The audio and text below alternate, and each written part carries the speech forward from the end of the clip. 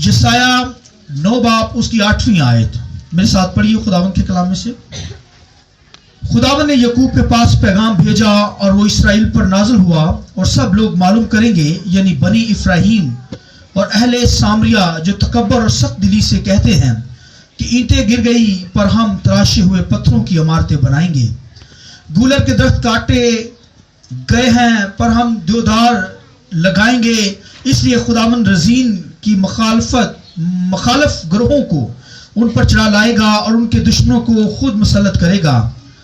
आगे अरामी होंगे, पीछे फलस्ती, और वो मुंह पसार कर इसराइल को निगल जाएंगे। बावजूद इसके उसका कहर टल नहीं गया, बल्कि उसका हाथ हनूस बड़ा हुआ है। खुदावंद के पाक कलाम के पढ़े सुने जाने पर खुदावंद की बरकत हो। जो बोले आमीन। शुक्रिया साहब, बैठ जाइए। आपके पास जो बैठे हैं उनको सलाम कीजिए, गुड मॉर्निंग बोलिए, गॉड ब्लेस यू कहिए, एक दूसरे से हाथ मिलाइए और खुदावंद से सलामती को चाहिए।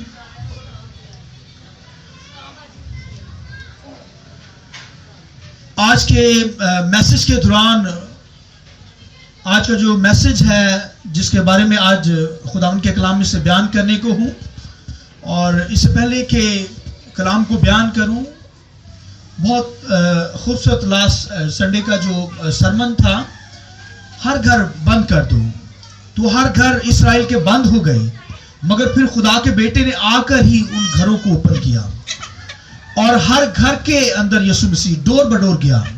और आज खादम जो है हर घर के अंदर दरवाजा नॉक करते हैं, क्योंकि उन घरों पर, बनी इसराइल के घरों पर खुदावंद की हजूरी रहती थी, और अबल और आग का सतून लिखा है उनके ऊपर रहता था। रात को आग का सतून बनकर, सुबह को बादल बनकर, और खुदा की हजूरी 24 आवर उनके घरों पर रहती थी।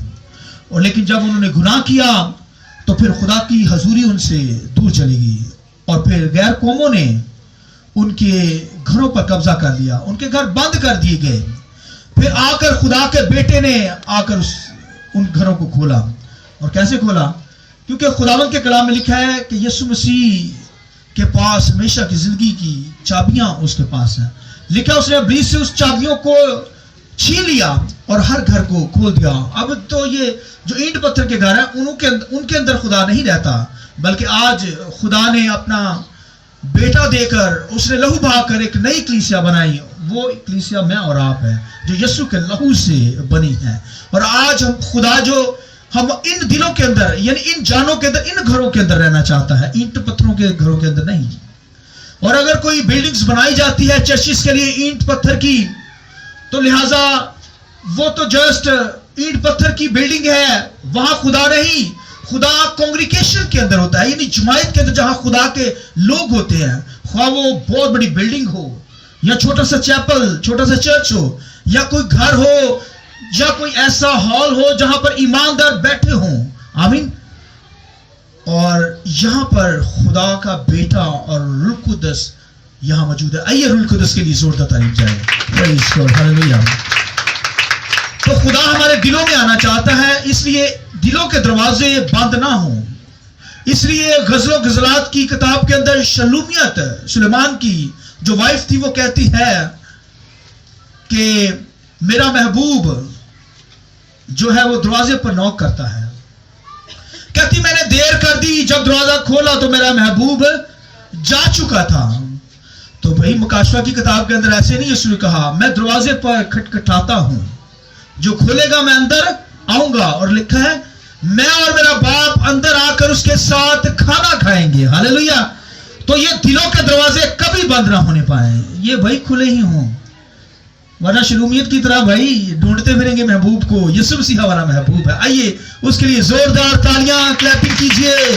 Praise God, hallelujah. खुदावंद की हुजूरी में आकर शाद हुआ करे, खुशी मनाया करे। आमीन। आप खुदा की हुजूरी में बारगाहों के अंदर आए हैं, और खुदा का बंदा दाऊद तो इस कदर शाद होता था खुदा की हुजूरी में आने में, भागता था, दौड़ता था, और वो कहता मैं खुश होया जदों मैनू आखन लगे खुदावंदे कर चलिए। तो भाइयों खुदावंद की हुजूरी में आते हैं तो फिर खुश होकर आया करें। तो यहां पर खुदावंद के कलाम के अंदर बनी इसराइल की सख्त दिली के वसीला से खुदा का बंदा यशाया को खुदा ने कलाम दिया, और यशाया कौम बनी इसराइल के पास आकर कहने लगा, क्या कहने लगा भला? کہ خدا کا ہاتھ ہنوز بڑا ہوا ہے. خدا کا ہاتھ بولیے ہنوز کیا ہوا ہے؟ بڑا ہوا ہے. ہنوز کا مطلب ہے مسلسل بڑا ہوا ہے. خدا کا ہاتھ یاد رکھیے جو معافی مانگتے ہیں بلیسنگ کے لیے برکتوں کے لیے بڑھ جاتا ہے, اور جو گناہ کرتے سن کرتے جو بدکاریاں کرتے خدا کو ناراض کرتے ہیں ان پر خدا کا ہاتھ عدالت کے لیے, عدالت یعنی سزا کے لیے, پنشمنٹ کے لیے بڑا رہتا ہے. اس لیے بھائیو یاد رکھیں ہاتھ ایک ہی ہے, مگر جو خاکسار ہوتے ہیں, بروکن ہوتے ہیں, حلیم ہوتے ہیں, ان پر بلیسنگ کا ہاتھ بڑھ جاتا ہے. ان کے گھروں پر, ان کے کاروبار پر, ان کی ساری بزنس پر, ان کی شاپس پر خداوند کا ہاتھ کیا ہوتا ہے؟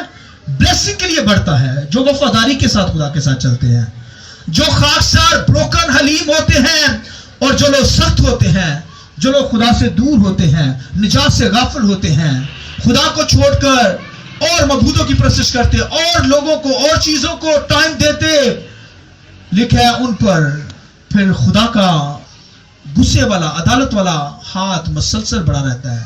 اور کیسے مسلسل بڑا رہتا ہے سنیے.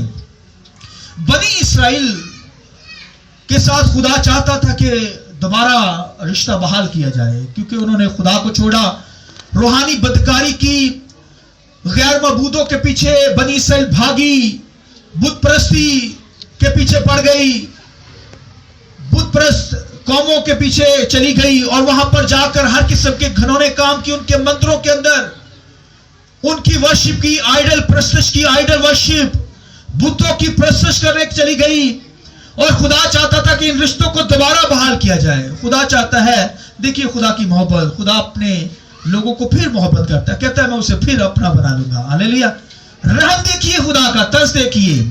ہم خدا سے خود ہی دور چلے جاتے ہیں, اور جو سیریس سیٹل دا میٹر یعنی اپنے معاملات خداوند کے ساتھ سیٹ کرنا, مگر بنی اسرائیل کے لوگ وہ شکوے کرتے رہتے تھے, اور خدا نے ہمیں یہ نہیں دیا, خدا ہماری دعائیں نہیں سنتا. دعائیں اس لیے نہیں سنی جاتی تھی مگر کیونکہ سن ہوتا تھا, دکھاوے کے لیے دعائیں روزہ رکھتے تھے, ریاکاری, اندر سے کچھ باہر سے کچھ.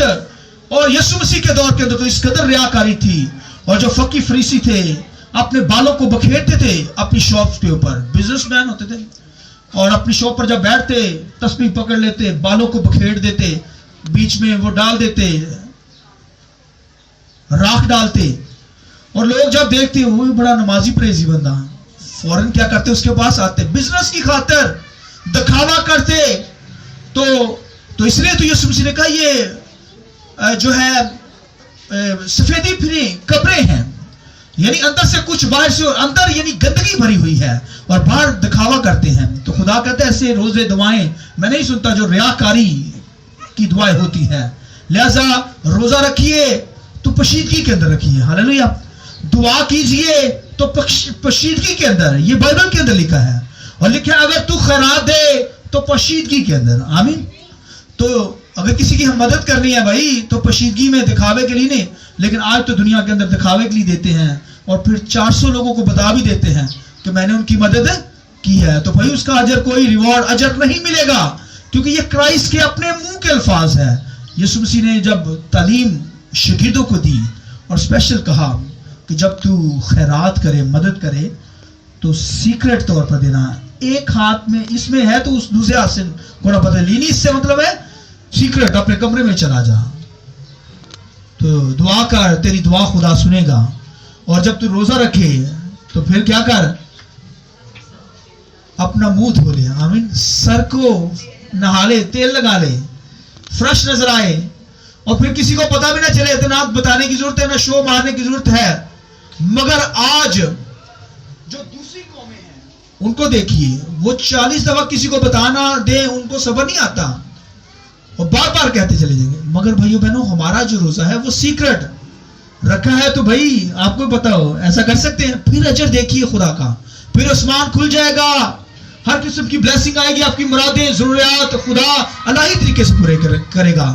لیکن بنی اسرائیل جو روزہ رکھتے تھے وہ ریاکاری کا روزہ رکھتے تھے, اس لیے خدا نے ان پر کلام کرنا بند کر دیا. اور خدا کا بندہ جب ان سے کلام کرتا تو لکھا ہے خدا کا ہاتھ ان کی طرف نوز بڑھ گیا, کیونکہ وہ سخت ہو گئے.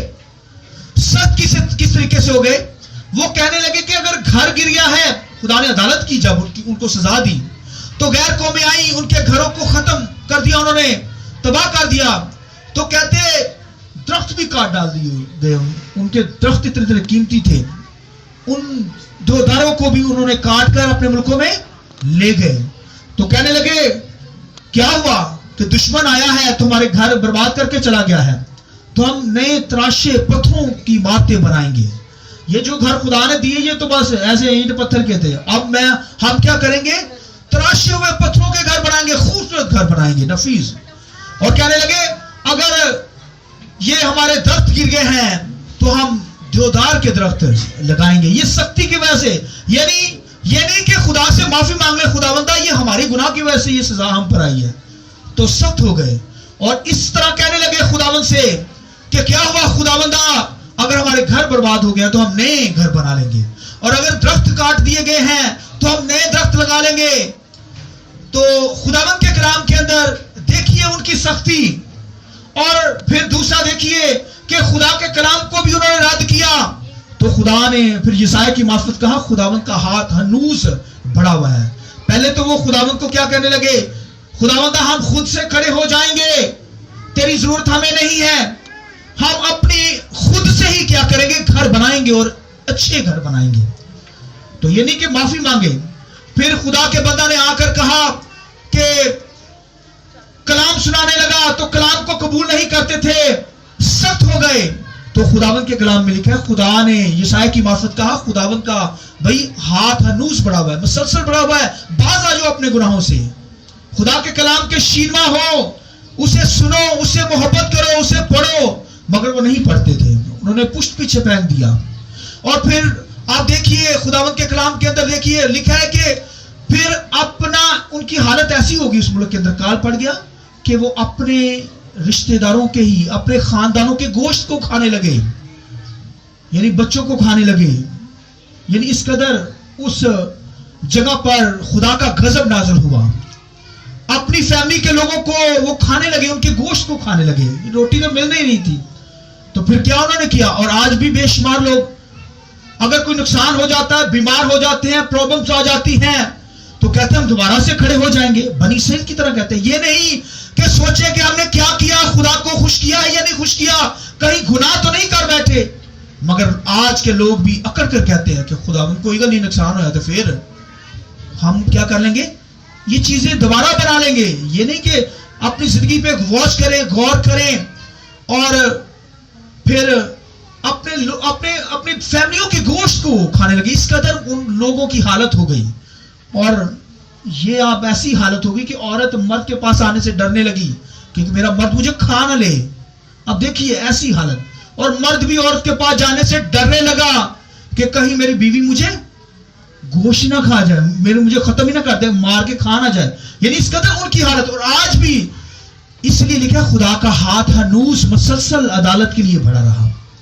اور قوم بنی اسرائیل کی حالت گناہ کی وجہ سے ہوئی, اور انہوں نے ان کی سخت دلی کی وجہ سے ہوئی کہ وہ اقرار ہی نہیں کرتے تھے, معافی ہی نہیں مانگتے تھے, اور خدا کا ہاتھ مسلسل ان پر ہنوز بڑا رہا. اور پھر لکھا ہے خدا سے مدد مانگنے کی بجائے, یہ نہیں کہ خدا سے مدد مانگے, کہنے لگا ہم غیر قوموں سے مدد مانگیں گے. سوچئے آپ اس قدر سخت ہو گئے.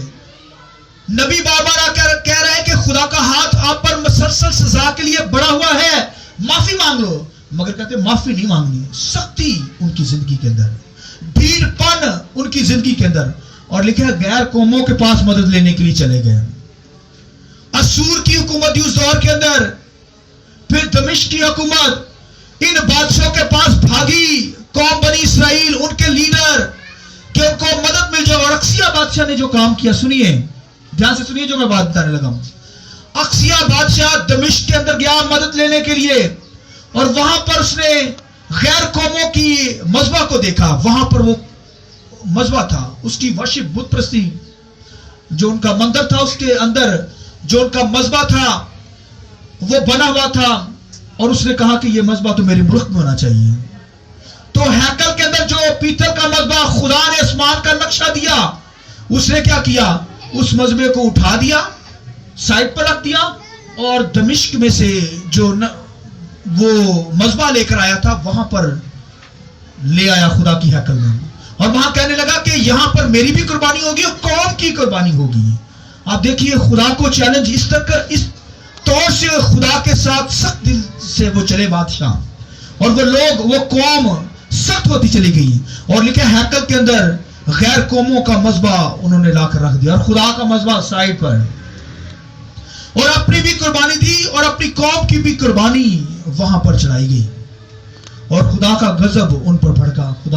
خدا نے یسایا کی معرفت کہا میرا ہاتھ مسلسل ان پر بڑھا ہوا ہے, یہ کیسے مجھے چھوڑ کر غیر قوموں کے معبودوں کی پرستش میری ہی حضوری کے اندر کر رہے ہیں.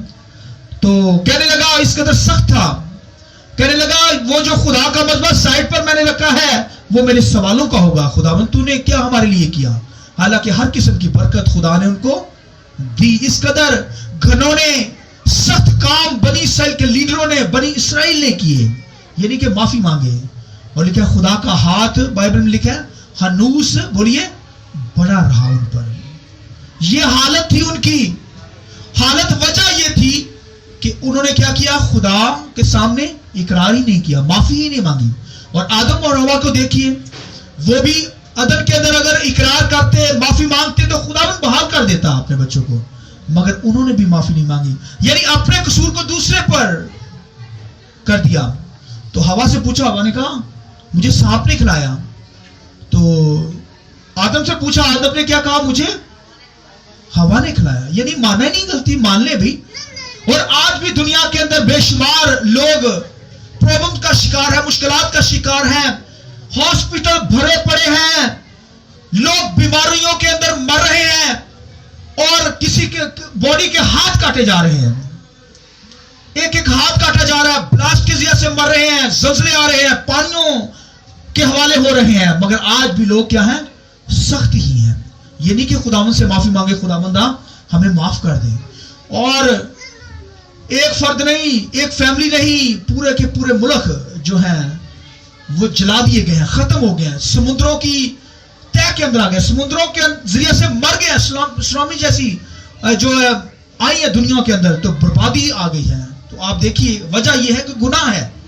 تو آپ دیکھیے پچھلے سالوں کے اندر یہ جو پشاور کی طرف جائیں, موری کی طرف جائیں, پورے کے پورے علاقے پہاڑوں کی اندر ہی چھپ گئے ہیں. کیا وجہ ہے کہ وہاں پر لوگ بدکاری کرتے, گناہ کرتے, خدا کی پرستش نہیں کرتے, ڈبل پالیسی چلتے, اور ریاکاری میں نے لفظ استعمال کیا, دکھاوے کی پرستش کرتے.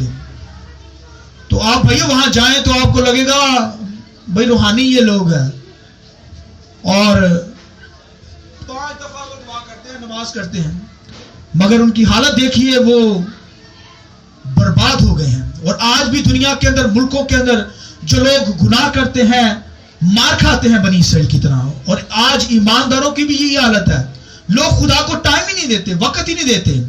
اور یہ جب مشکلات بھی آتی, بیماریاں بھی آ رہی ہیں, پرابلمز بھی آ رہی ہیں, نقصانات بھی ہو رہے ہیں, مگر باز نہیں آتی کہ یہ اپنی غلطی کو مان لیں یار, کہ وجہ کیا ہے پیچھے, چلو مان لیں تاکہ دوبارہ خدا کیا کرے, بحال کر دے. اور پوری بائبل کا نچوڑ جو ہے, کیا نچوڑ ہے بھلا, یہی ہے کہ اگر کوئی اقرار کرے گا, اپنے گناہ کا اقرار کرے گا, خدا اس سے بحال کر دے گا, اس سے پیار کرے گا, اسے آسمانی مقاموں میں لے کر جائے گا.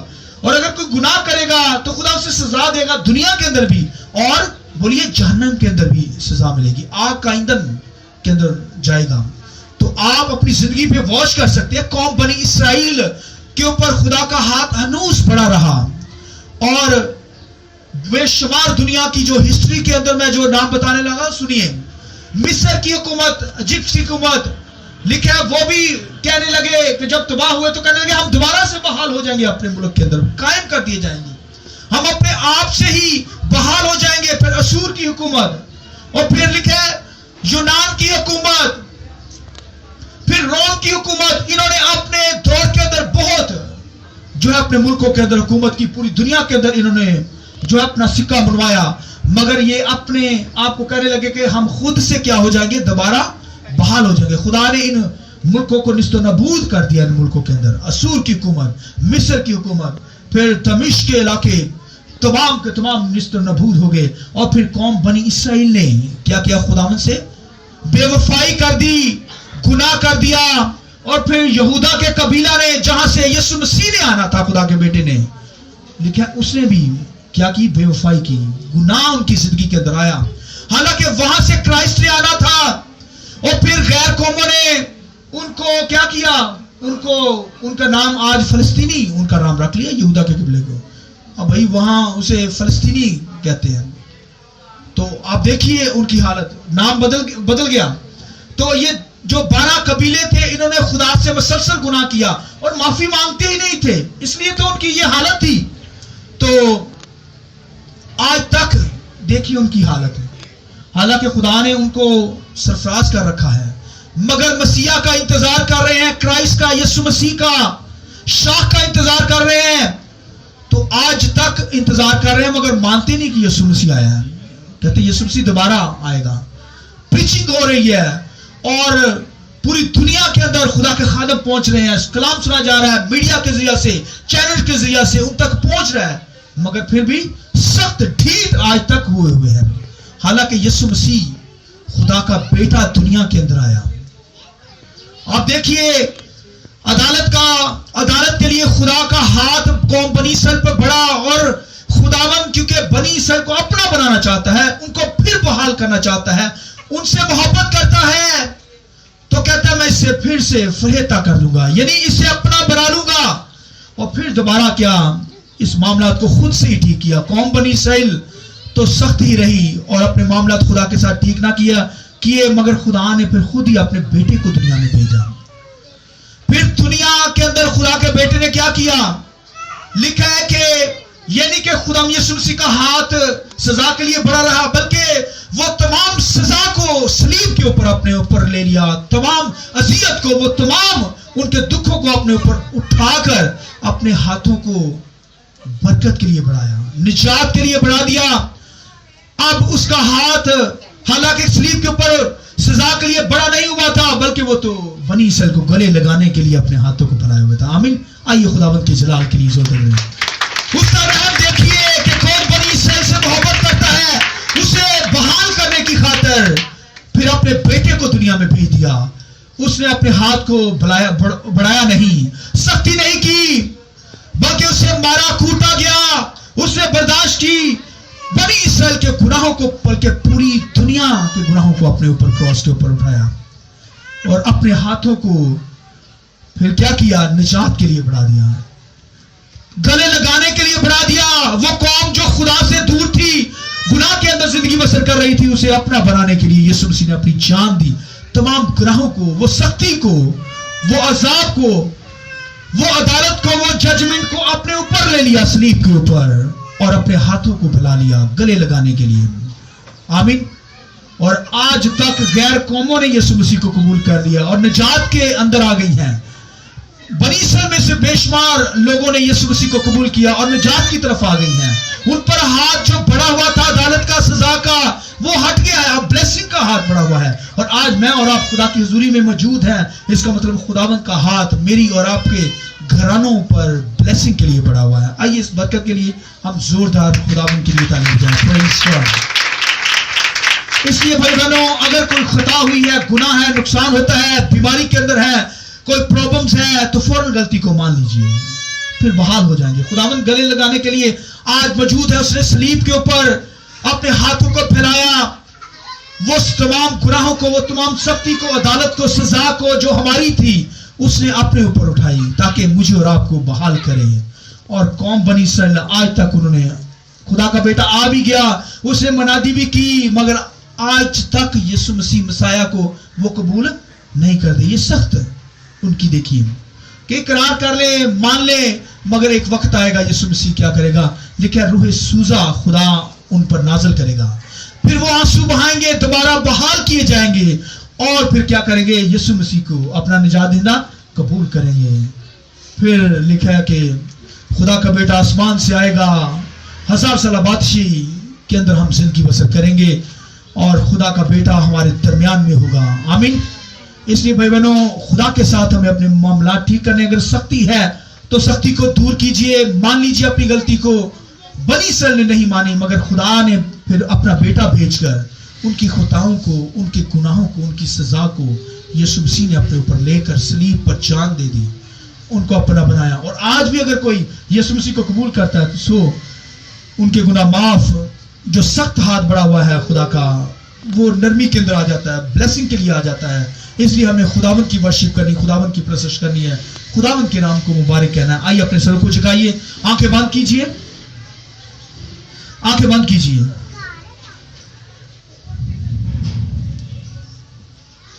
خدا کا ہاتھ قوم بنی اسرائیل پر ہنوز بڑا رہا،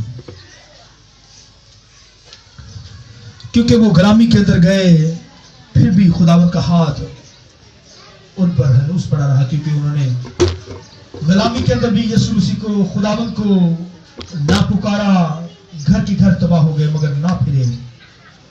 اس لیے بائبل میں کیا، اس کا ہاتھ ہنوز پڑا رہا. جھوٹے نبیوں کی بیووں بچوں پر رحم نہ کیا، اور پھر خاندانوں